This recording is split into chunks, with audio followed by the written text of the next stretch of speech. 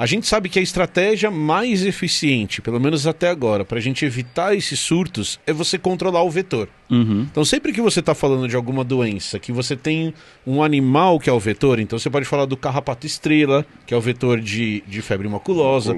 Aí você pode falar do Aedes, que é o vetor da dengue, da chikungunya e tudo mais. A melhor estratégia sempre foi você controlar o vetor. Então, o que está acontecendo com o pernilongo, da onde vem esse pernilongo e como que a gente pode evitar isso? E uma informação bastante legal e assustadora é que teve uma época na história da humanidade, entre a década de 40 e a década de 70, que o pernilongo foi erradicado de determinados países. É? E um desses países se chama Brasil. Foram 18 países na América Que conseguiram E erradicar o não Aedes. é erradicar a dengue, é Não. erradicar o pernilongo. Porque daí se não tem o pernilongo, não tem transmissão da Como é que se doença. erradica um pernilongo? Então, você principalmente... Uma conferência de pernilongos jogar uma bomba? Você chama todo mundo Eu no falei hotel. brincando, mas eu tô acreditando agora. Não. O que você faz você faz ele se desenvolve em cidades. Tá, Você, em primeiro lugar, faz uma estratégia de governo, tá com uma bomba na cidade. tá com uma bomba na E aí cidade. não tem ninguém pra morder. Não, e aí o pernilongo...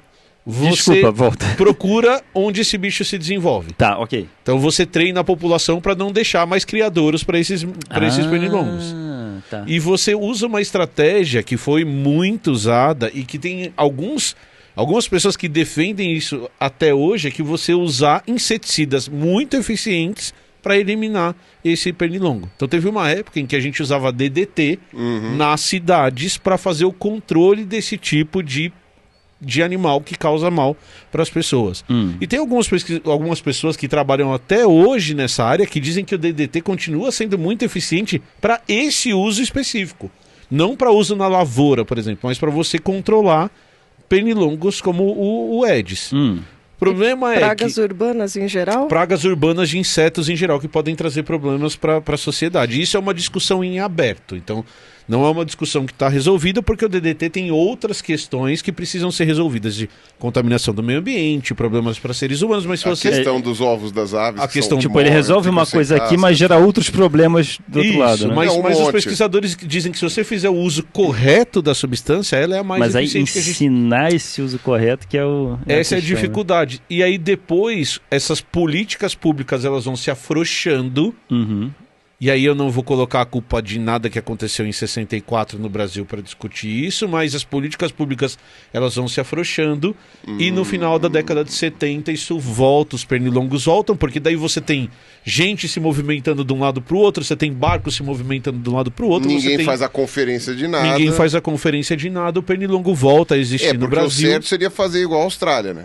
Não encosta nada dentro do território nacional sem antes fazer uma fumaçada lá ou fazer alguma coisa assim. Olha só, eu não sabia disso. Existia um momento Nem no eu, Brasil fiquei sabendo em que agora. não existia pernilongo. Em que não existia esse pernilongo. Este Pernilongos pernilongo. existiam. Ah, tá. Não, mosquito porva tinha. É o pernilongo com, Mutuca na identidade, tinha. tá lá, a Ed. Isso. Mutuca tinha. Tá. Mutuca não é mosquito, mas é díptero. Ah, tá.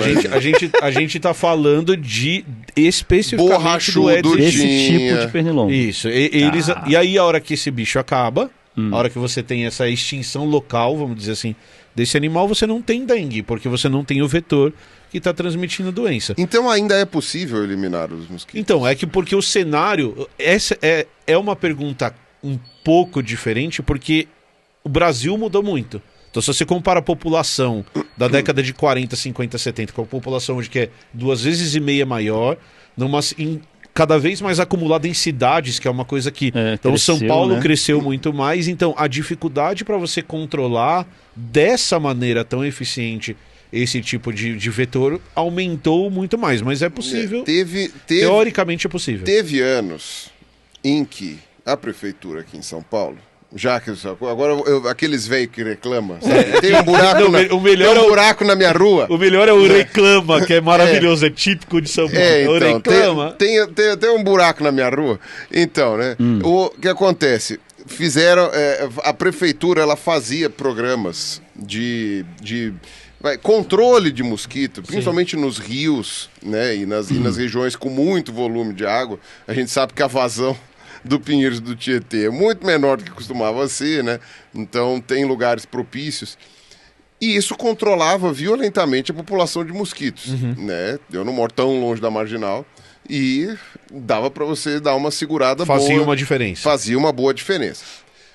No primeiro ano da pandemia, 2020,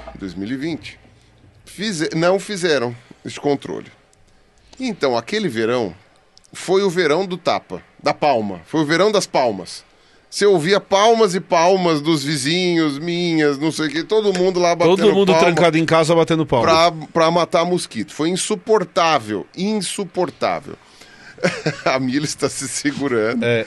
Né? Então era um grande espetáculo. Em que toda a população de São Paulo batia palma em 9 meses depois. Em uníssono. Exatamente.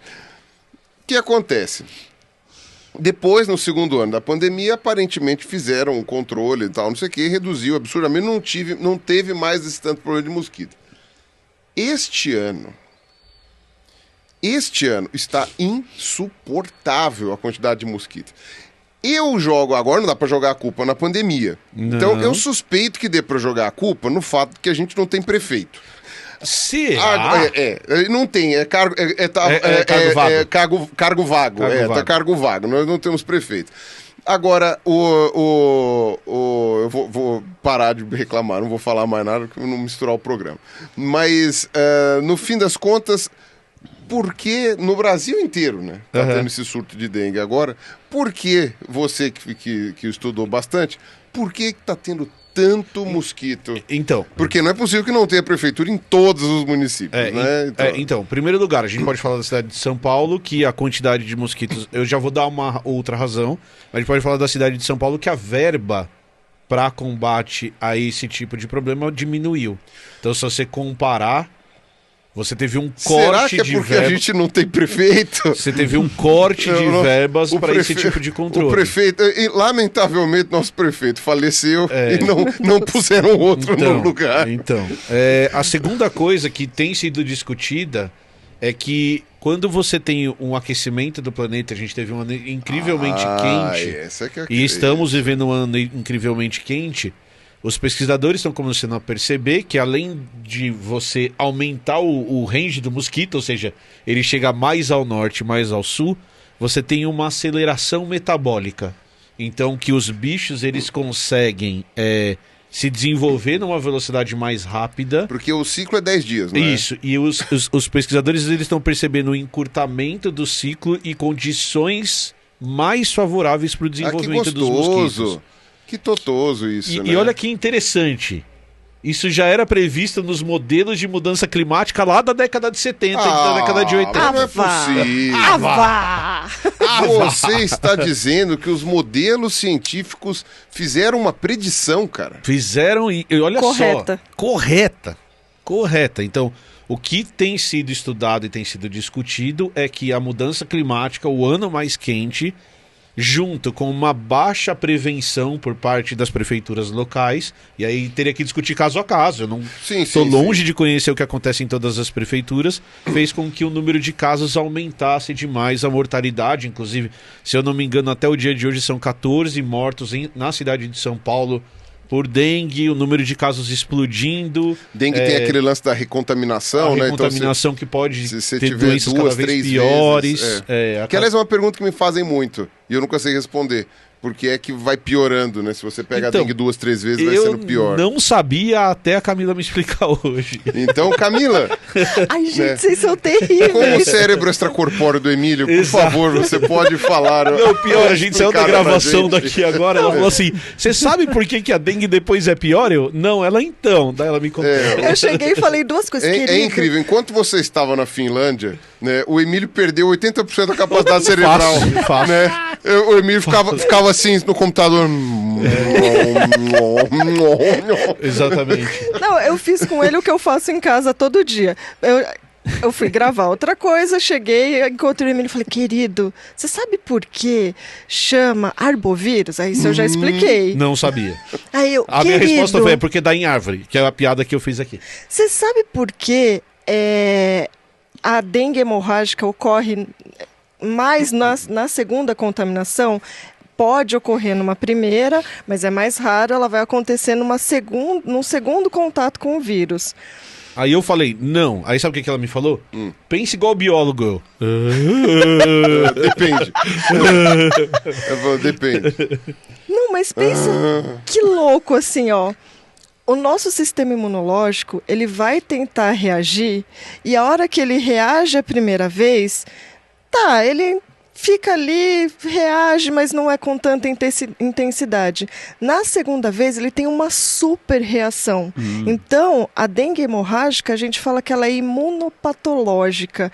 É uma super resposta do seu sistema imune que faz com que você reaja mais fortemente e nessa reação são liberadas substâncias que fazem com que a coagulação sanguínea vá para o saco. A coagulação tenha maior extravasamento de sangue. Então, por isso que a gente fala para tomar muito cuidado com desidratação, porque pode ter esse extravasamento de sangue dos vasos. Então, é como se a dengue gerasse uma alergia. É uma doença autoimune. Porque a alergia também ela vai aumentando à medida que você vai entrando em contato de novo com o antígeno, porque e aí vai zoar. É uma hiperreação do seu sistema imunológico. Então, o seu corpo ele fica tão noiado em se defender que ele acaba te prejudicando. É exatamente isso. O teu isso. sistema imunológico, como diria o de Vasco, o teu sistema imunológico vira a polícia de Diadema. O mundo tá tão ansioso que Ele até o meu espanca. sistema imune tá ansioso. Ai, meu Deus! Ai, preciso me proteger! Ai, calma, cara, calma. Isso. Não, ele passa a espancar a própria população. Entendi a referência. Entendeu? Por isso Então, que eu falei. porque quando isso acontece na primeira vez, não é que não tenha liberação dessas substâncias. Tem, mas aí é mais comedido. Mas na segunda vez, na terceira vez, isso vai piorando, vai intensificando. E aí a gente começa a ter casos de dengue hemorrágica. Exato. Foda. Interessante, porque a minha pergunta ia ser, se o nosso corpo ele ganha resistência a uma coisa que ele já teve, né? Então, por que fica pior se ele já tem resistência? Na verdade, é porque ele tá se defendendo, mas too much. Ele errou a mão. Ele errou a dose, Ele erra né? a mão. Da defesa. Olha que virose desgrenhenta.